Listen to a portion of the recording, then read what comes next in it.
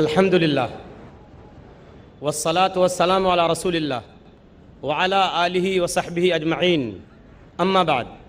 خواتین و حضرات، میں فیض الرحمن ندوی اسلامک ریسرچ فاؤنڈیشن کی جانب سے آپ تمام آئے ہوئے مہمانوں کا اور اسی طرح پیس ٹی وی کے اوپر اس پروگرام کو دیکھنے والے کروڑوں ناظرین کا دل کی گہرائی سے استقبال کرتا ہوں۔ السلام علیکم ورحمۃ اللہ وبرکاتہ۔ 10 روزہ عالمی اسلامی کانفرنس، جس کا مرکزی عنوان ہے اسلام انسانیت کے لیے حل، آج اس کا دوسرا دن ہے۔ اس نشست کا آغاز انشاءاللہ قرآن پاک کی تلاوت سے ہوگا۔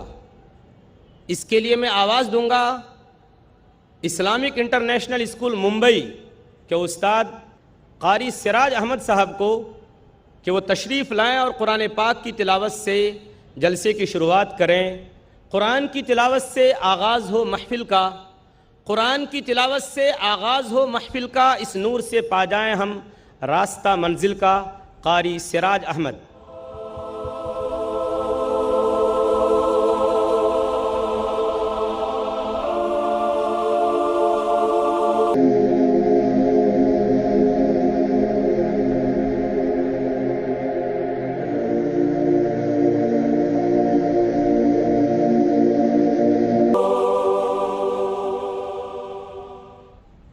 أعوذ بالله من الشيطان الرجيم.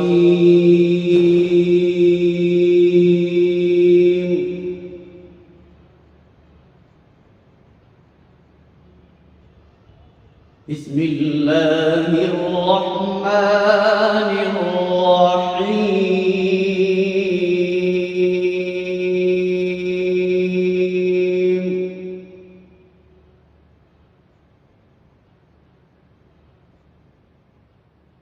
يا أيها الذين آمنوا استعينوا بالصبر والصلاة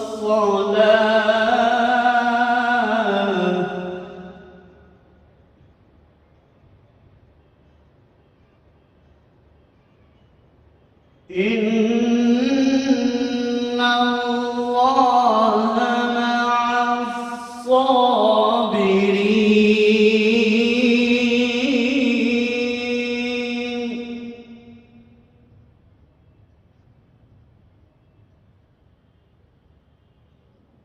ولا تقولوا لمن يقتل في سبيل الله أموات،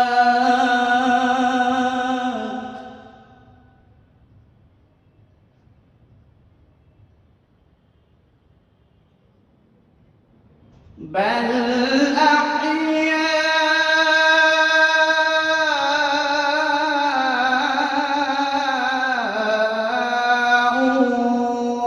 ولكن لا تشعرون.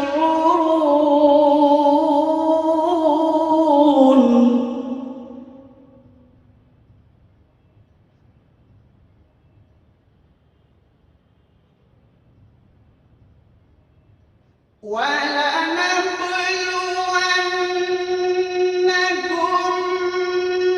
بشيء من الخوف والجوع ونقص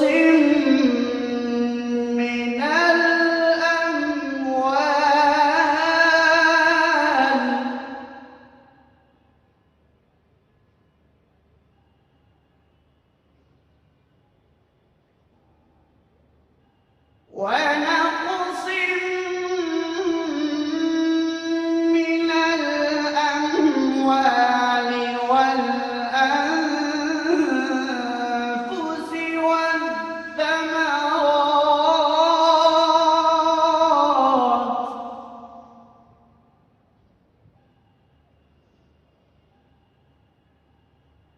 وبشر الصابرين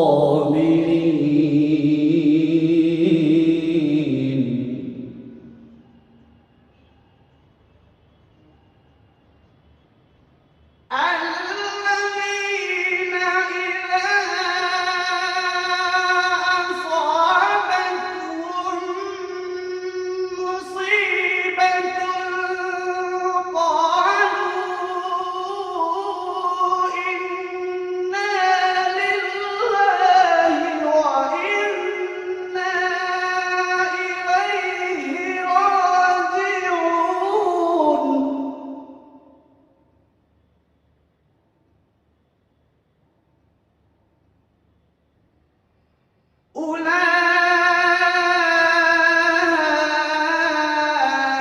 أولئك عليهم صلوات من ربهم ورحمة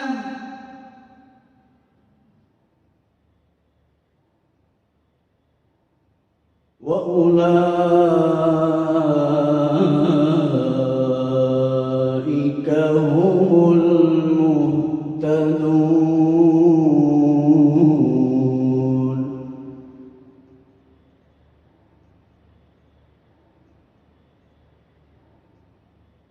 الذين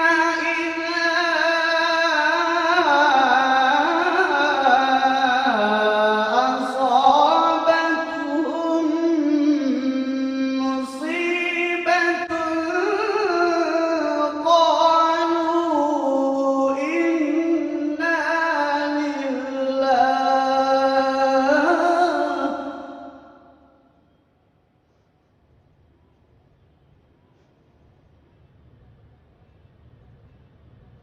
قالوا إنا لله وإنا إليه راجعون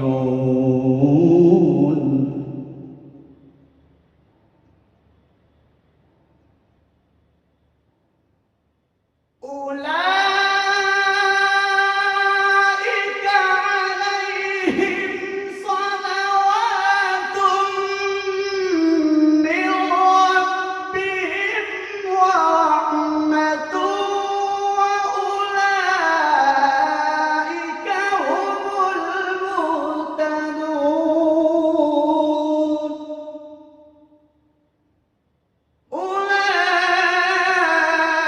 أولئك عليهم صلوات من ربهم ورحمة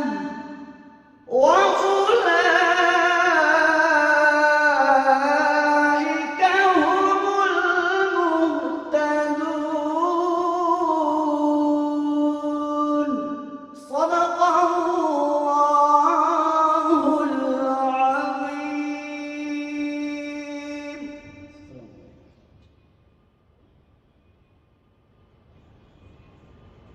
جزاک اللہ قاری صاحب. یہ تھے قاری سراج احمد صاحب جو قرآن پاک کی تلاوت ہمارے سامنے کر رہے تھے. انہوں نے سورہ بقرہ سورہ نمبر 2 آیت نمبر 153 سے 157 تک کی آیتیں تلاوت کی ہیں. آئیے ہم تلاوت کردہ آیتوں کا ترجمہ سنتے ہیں. اللہ کی پناہ میں آتا ہوں میں شیطان مردود سے. اللہ کے نام سے شروع کرتا ہوں جو بڑا مہربان بہت رحم کرنے والا ہے. اے ایمان والو، صبر اور نماز کے ساتھ مدد چاہو. اللہ تعالیٰ صبر والوں کا ساتھ دیتا ہے. اور اللہ تعالیٰ کی راہ کے شہیدوں کو مردہ مت کہو، وہ زندہ ہیں لیکن تم نہیں سمجھتے. اور ہم کسی نہ کسی طرح تمہاری آزمائش ضرور کریں گے. دشمن کے ڈر سے، بھوک پیاس سے، مال و جان اور پھلوں کی کمی سے. اور ان صبر کرنے والوں کو خوشخبری دے دیجئے جنہیں جب کبھی کوئی مصیبت آتی ہے تو کہہ دیا کرتے ہیں کہ ہم تو خود اللہ تعالیٰ کی ملکیت ہیں اور ہم اسی کی طرف لوٹنے والے ہیں، ان پر ان کے رب کی نوازشیں اور رحمتیں ہیں، اور یہی لوگ ہدایت یافتہ ہیں۔ خواتین و حضرات اور پیس ٹی وی پر دیکھنے والے کروڑوں ناظرین جو اس پروگرام کو دیکھ رہے ہیں، سنجیدگی سے سوچئے کہ یہ جو اتنی بڑی بزم سجائی گئی ہے، منظم انداز میں اتنا بڑا پروگرام مرتب کیا گیا ہے، آخر کس لیے؟ اس کا مقصد کیا ہے؟ کیا اس کا مقصد یہ نہیں ہے کہ صحیح معنی میں، حقیقی معنوں میں اسلام ساری انسانیت کے مسائل کا حل ہے؟ اس کانفرنس کا حقیقی اور بنیادی مقصد یہ ہے کہ اسلام کا علم، صحیح شعور و ادراک، نیز ساری انسانیت کے لیے امن کے پیغام کو عام کرنے کی جد و جہد، اور پوری دنیا میں اسلام اور مسلمانوں کے خلاف پھیلی غلط فہمیوں اور بیجا خوف و نفرت کو دور کرنے کی عالمی پیمانے پر ایک کوشش، لوگوں کو یہ احساس دلانے کی کوشش کہ انصاف، انسانی حقوق، اچھے اخلاق اور امن، چاہے وہ انفرادی ہو یا اجتماعی اور عالمی، ایک اچھی سوسائٹی اور عالمی اتحاد کے لیے ان سب چیزوں کا ہونا بے حد ضروری ہے۔ اور اسی کے ساتھ ساتھ لوگوں کو یقین دلانے کی کوشش کہ اے غمزدہ آبادیوں، اے اس دھرتی کے اوپر بسنے والے انسانوں، چاہے تم کسی بھی مذہب کے ماننے والے ہو، یاد رکھو حقیقی امن، صحیح شانتی اور صحیح معنی میں سکھ اور چین اگر تم کو اس دھرتی کے اوپر مل سکتا ہے تو اسلام کے سائے تلے مل سکتا ہے۔ یہاں تم کو امن ملے گا، یہاں تم کو انصاف ملے گا، یہاں تم کو سچائی ملے گی، اور یہاں تم کو اچھے حقوق، اچھے اخلاق اور بہترین انصاف ملیں گے۔ اور پھر اسی کے ساتھ ساتھ اسلام مذہب میں داخل ہونے کے بعد اونچ نیچ، ذات پات، بھید بھاؤ، چھوت چھات سے بالکل پاک، اچھا اور بہترین سماج اور سوسائٹی تمہیں ملے گی۔ یہی وہ بات تھی جس کی نمائندگی اسلام کے ایک نمائندے نے ایران کے سپہ سالار کے دربار میں، رستم کے دربار میں ان الفاظ میں کی تھی جب اس سے پوچھا گیا، ربعی ابن عامر رضی اللہ تعالیٰ عنہ سے، ما الذی جاء بکم، تم ہمارے پاس کیوں آئے ہو؟ انہوں نے ببانگ دہل، بغیر کسی خوف و خطر کے اس بات کا اعلان کیا ڈنکے کی چوٹ پر، اللہ ابتعثنا لنخرج من شاء من عبادت العباد الى عبادت اللہ وحدہ، اللہ نے ہم کو بھیجا ہے تاکہ ہم لوگوں کی غلامی سے نکال کر ایک خدا واحد کی غلامی کی طرف لے آئیں، ومن ضیق الدنیا الی سعتها، اور دنیا کی تنگی سے نکال کر آخرت کی وسعت کی طرف لے آئیں، ومن جور الادیان الی عدل الاسلام، اور دوسرے مذاہب میں جو ناانصافیاں ہیں، جو ظلم ہیں، جو زیادتیاں ہیں، جو حق تلفیاں ہیں، ان چیزوں سے نکال کر اسلام کے امن و انصاف کی طرف لے آئیں۔ اس لیے مسلمانوں، خوش ہونے کی ضرورت ہے کہ آپ انسانیت کی آبرو ہیں، آپ انسانیت کی لاج ہیں، آپ پوری انسانیت کے لیے سرمایہ افتخار ہیں۔ آپ جس گاؤں اور علاقے میں جائیں وہاں بہار آ جائے، اور جس راستے سے گزریں اس راستے سے آپ کے کردار اور اچھے اخلاق کی خوشبو کی وجہ سے وہ راستہ مہک اٹھے، اور جس گلی سے جائیں اس گلی سے یہ آواز آئے کہ ابھی اس راہ سے کوئی گیا ہے، کہہ دیتی ہے شوخی نقش پاکی۔ آپ کو دوسروں کی طرف للچائی ہوئی نگاہ سے دیکھنے کی ضرورت نہیں ہے، اسلام نے آپ کو سب کچھ دے رکھا ہے، تو اپنے گھر کے خزانے سے بے خبر ہو کر گداگری کے لیے بتکدے میں جا نکلا۔ ہم کو کمائیگی کا شکار ہونے کی ضرورت نہیں، احساس کمتری میں مبتلا ہونے کی ضرورت نہیں۔ اللہ نے ہم کو اپنا لایا ہوا پیارا دین جو محمد صلی اللہ علیہ وسلم کے ذریعے ہم کو پہنچا ہے، وہ ہم کو مل چکا ہے، اور وہ سب سے بڑی نعمت ہے۔ اس مختصر سی تمہید کے بعد میں آپ کے سامنے آج کے مقرر خصوصی کو دعوت دینے کی جسارت کروں گا۔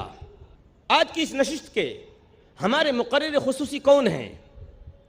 وہ جنہوں نے دیگر مذاہب و عقائد کے پیشواؤں کے ساتھ کئی عوامی مباحثے کیے اور کامیاب مناظرے بھی کیے، جنہوں نے اپریل سن 2000 میں شکاگو امریکہ کے اندر ڈاکٹر ولیم کیمبل کو شکست فاش دی، جنہوں نے غیر مسلموں کے گرو سری سری روی شنکر کے ساتھ جنوری سن 2006 میں بنگلور کے اندر منعقدہ عوامی مباحثہ جس کا عنوان تھا ہندو دھرم اور دین اسلام میں خدا کا تصور پیش کیا، جسے کافی پسند کیا گیا، جنہیں انگریزی کے اخبار انڈین ایکسپریس نے سن 2009 میں 100 بااثر ہندوستانیوں میں 82ویں مقام پر رکھا، اور جنہیں سن 2009 کے 10 چوٹی کے روحانی رہنماؤں میں 3را مقام اور سن 2010 میں پہلا مقام ملا۔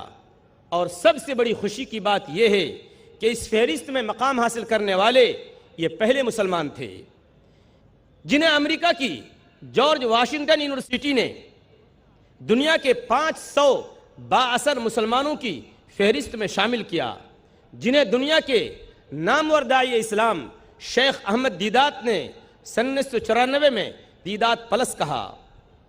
میری مراد ڈاکٹر ذاکر نائک سے ہے، جن کی تقریر کا عنوان ہے صلاح، ہدایت اور رہنمائی کا راستہ۔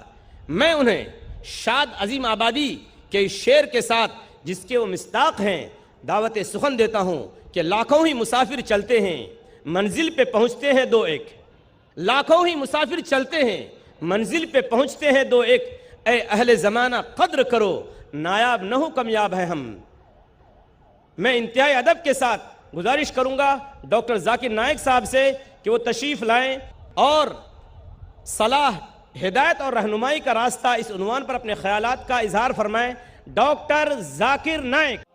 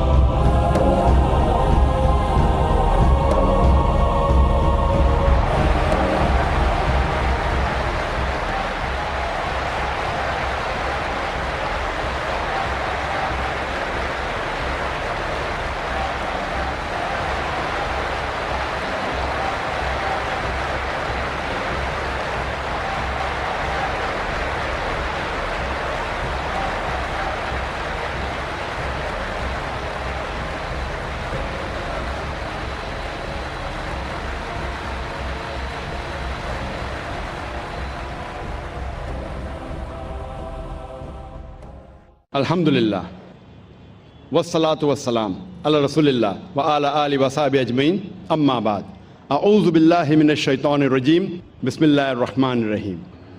اتلو ما اوحی الیک من الکتاب واقم الصلاۃ ان الصلاۃ تنہی عن الفحشاء والمنکر رب اشرح لی صدری ویسر لی امری واحلل عقدۃ من لسانی یفقہوا قولی۔ میرے محترم بزرگوں، میرے عزیز بھائیوں اور بہنوں، اور پیس ٹی وی پہ لائیو دیکھنے والے کروڑوں ناظرین، السلام علیکم ورحمۃ اللہ وبرکاتہ۔ جیسے آپ جانتے ہیں کہ اکثر میں تقریر انگریزی میں کرتا ہوں، کچھ موقعوں پہ کوشش کرتا ہوں کہ کچھ بات اردو یا ہندی میں کہوں۔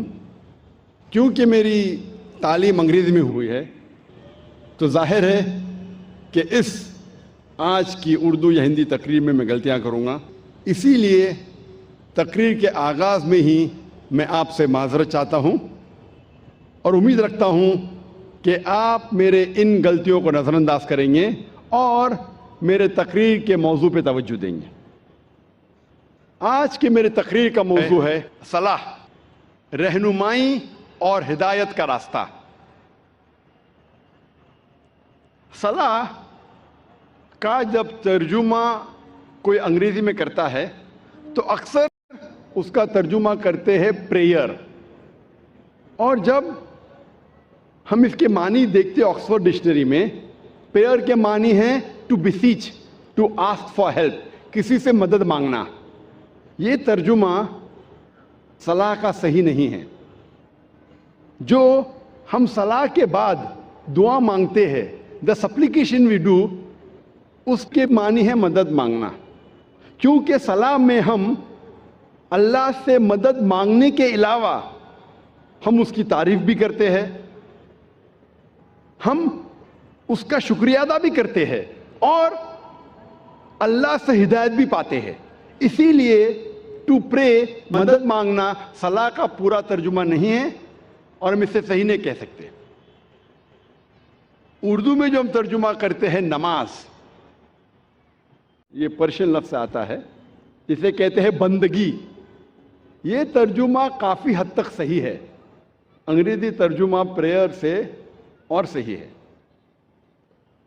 اور انگریزی میں صلاح کو پسند کرتا ہوں کہنے کے لیے پروگرامنگ, یا عام زبان میں کہیں گے برین واشنگ, دماغ کی صفائی کرنا. لیکن کوئی اگر کہیں گا آذان سننے کے بعد آپ کہاں جا رہے, اور کہیں گے I'm going for brain washing, میں دماغ کی صفائی کرنے کے لیے جا رہا ہوں, تو عجیب لگتا ہے. تو کہ انگریزی میں کہیں گا کہ میں پریئر کے لیے جا رہا ہوں, مجھے کوئی حرج نہیں ہے.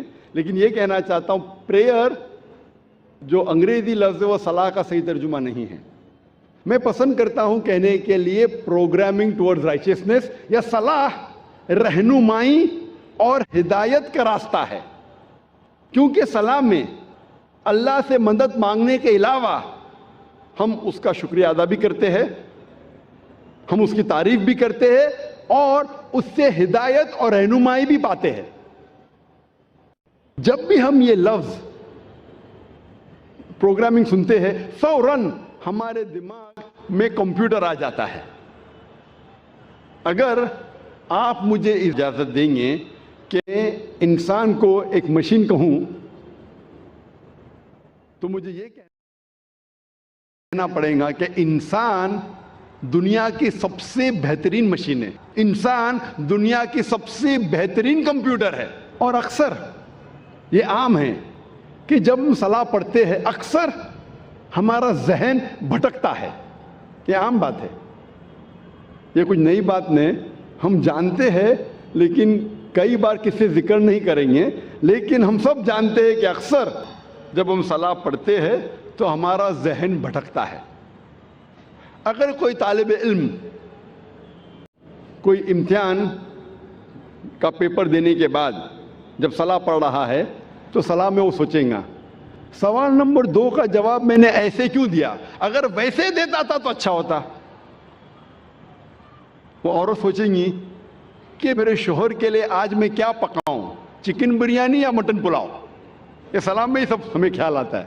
وہ بزنس مین سوچے گا, تاجر سوچے گا کیا میں کس کا دھندا کروں, کون سے تجارت میں مجھے زیادہ فائدہ ہے. تو صلاح میں ہمارا ذہن بھٹکتے رہتا ہے, اور یہ عام بات ہے. بھٹکنا چاہیے نہیں, لیکن بھٹکتا ہے. کیوں؟ کیونکہ اکثر ہم مسلمان 80% سے زیادہ مسلمان ہم عربی نہیں جانتے. اور جب ہم صلاح میں جو آیتیں پڑھتے ہیں قرآن مجید کی, مثال کے طور پہ سورہ فاتحہ پڑھنا فرض ہے. ہم جب سورہ فاتحہ پڑھتے ہیں ہمیں سورہ فاتحہ اتنے اچھی طریقے سے یاد ہے کہ اگر نیند میں سے ہمیں کوئی اٹھائیں گا 2 بجے رات کو اور کہیں گا سورہ فاتحہ پڑھو, تو ہم 100 میل کی رفتار پہ پڑھ سکیں گے. الحمد رب العالمین مالک یوم الدین, کیونکہ ہمیں سورہ فاتحہ بہت اچھی طریقے سے یاد ہے. نیند میں بھی آپ بولیں گے تو ہم 100 میل کی رفتار پہ سورہ فاتحہ پڑھ سکیں گے. اور ہمارا ذہن جو اللہ سبحانہ تعالیٰ نے ہمیں دیا ہے, the brain Allah has given us, وہ اتنا پاورفل ہے کہ یہ سورہ فاتحہ ہمارے ذہن کا ایک دم چھوٹا سا حصہ استعمال ہوتا ہے, کیونکہ ہمیں پوری طریقے سے یاد ہے, منہ زبانی یاد ہے, اور ہم 100 میل کی رفتار پہ پڑھ سکتے. تو سورہ فاتحہ پڑھنے کے لیے ہمارا بہت چھوٹا سا ذہن, بہت چھوٹا, ایک دم کم ذہن استعمال ہوتا ہے. باقی ہمارا ذہن خالی ہے. An empty brain is a devil's workshop. یہ انگریزی میں کہاوت ہے کہ خالی دماغ شیطان کا کارخانہ ہے. خالی دماغ شیطان کی فیکٹری ہے. اور سائنٹیفکلی ہمارا دماغ خالی کبھی رہ ہی نہیں سکتا. یہ سائنس کے تو کیا کرتا ہے, دماغ بھٹکتا ہے, سوچتے رہتا ہے کیا کروں, کیا پکاؤں, کیسا تجارت کروں, کل کیا کروں, کیا پہنوں. تو ذہن کو بھٹکنے سے روکنے کے لیے سب سے بہترین طریقہ ہے کہ اگر ہم عربی زبان نہیں جانتے تو جو ہم عربی آیتیں پڑھ رہے ہیں اس کے ساتھ ساتھ اس کا ترجمہ بھی دہرائیے. ذہن میں عربی آیتوں کے ساتھ ذہن کے پیچھے at the back of your mind ہم اس کی معنی بھی دہرائے. اگر آپ کو اردو میں مہارت ہے تو اردو میں دہرائیے, انگریزی میں مہارت ہے تو انگریزی میں دہرائیے, ہندی میں مہارت ہے تو ہندی میں دہرائیے, مراٹھی میں مہارت ہے تو مراٹھی میں دہرائیے. لیکن جو زبان میں آپ کو مہارت ہے اس زبان میں ان آیتوں کا ترجمہ اپنے ذہن کے پیچھے دہرائیے. تو اگر ہم ترجمہ یاد کریں گے جو ہم آیتیں پڑھ رہے ہیں, اور جیسے میں نے فرمایا کہ سورہ فاتحہ پڑھنا فرض ہے اور ہم سلام میں پڑھتے الحمدللہ رب العالمین, ساری تعریفیں اللہ کی ہے جو رب ہے سارے عالمین کا, الرحمن الرحیم جو رحمان اور رحیم ہے, مالک یوم الدین جو مالک ہے قیامت کے دن کا, ایاک نعبد و ایاک نستعین ہم تیری عبادت کرتے ہیں اور تجھی سے مانگتے ہیں, اہدنا الصراط المستقیم ہمیں سیدھا راستہ دکھا, صراط الذین انعمت علیہم غیر المغضوب علیہم ولا الضالین وہ راستہ جن لوگوں پہ تو نے انعام فرمایا اور جو بھٹکے ہوئے نہیں ہیں. تو جب ہم سورہ فاتحہ پڑھ رہے ہیں اس کے ساتھ ساتھ اگر ترجمہ دہرائیں گے تو انشاءاللہ ہمارا ذہن نہیں بھٹکے گا. لیکن جب آپ کو عادت ہو جائیں گی ترجمہ دہرانے کی, یہ بھی میکینیکل ہو جائے گا. ابھی آپ کا ذہن کا تھوڑا اور حصہ استعمال ہو رہا ہے لیکن یہ بھی میکینیکل ہو جائے گا. آپ سورہ فاتحہ کے ساتھ ساتھ اس کا ترجمہ بھی 100 میل نہیں تو کم از کم 90 میل کی رفتار پہ دہرا سکیں گے. لیکن ابھی کیونکہ ذہن کا کچھ اور حصہ استعمال ہو رہا ہے, آپ کا ذہن بھٹکے گا لیکن کم بھٹکے گا. تو ذہن کو بھٹکنے سے روکنے کے لیے آپ کو کیا کرنا چاہیے؟ ترجمے کے ساتھ ساتھ اس ترجمے کے معنی پہ کانسنٹریٹ کرنا چاہیے, توجہ دینا چاہیے. اگر عربی کے ساتھ اگر ترجمہ دہرا رہے ہیں اور اس ترجمے کے معنی پہ توجہ دیں گے تو آج کی سائنس یہ کہتی ہے کہ ہمارا برین اتنا پاورفل ہے کہ ہم ایک ساتھ 2 3 4 کام کر سکتے ہیں. مثال کے طور پہ اگر کوئی گاڑی چلا رہا ہے, شروع میں جب گاڑی چلاتا ہے پوری توجہ دیتا ہے, آپ اس سے بات نہیں کر سکتے, لیکن جب اسے عادت ہو جاتی ہے 1 مہینے 2 مہینے بعد تو گاڑی چلاتے چلاتے آپ سے بات بھی کر سکتا ہے. آدھا دھیان گاڑی پہ آدھا دھیان بات پہ. ہمارا ذہن بہت پاورفل ہے. لیکن آج کی سائنس یہ کہتی ہے کہ کوئی بھی انسان 100% 2 چیز پہ دھیان نہیں دے سکتا ہے. 50% 2 چیز پہ دے سکتا ہے, 60% 40% دے سکتا ہے, 80% 20% دے سکتا ہے, 90% 10% دے سکتا ہے, لیکن 100% 2 چیز پہ دے ہی نہیں سکتا. تو عربی آیت کی تلاوت کرنے کے ساتھ ساتھ اگر ترجمہ دہراتے ہیں, اس ترجمہ پہ آپ کانسنٹریٹ کرتے ہیں, دھیان دیتے ہیں 100%, جتنا آپ دھیان دیں گے اتنا کم آپ کا ذہن بھٹکے گا. اگر 100% دھیان دیں گے تو انشاءاللہ آپ کا ذہن کبھی بھی نہیں بھٹکے گا.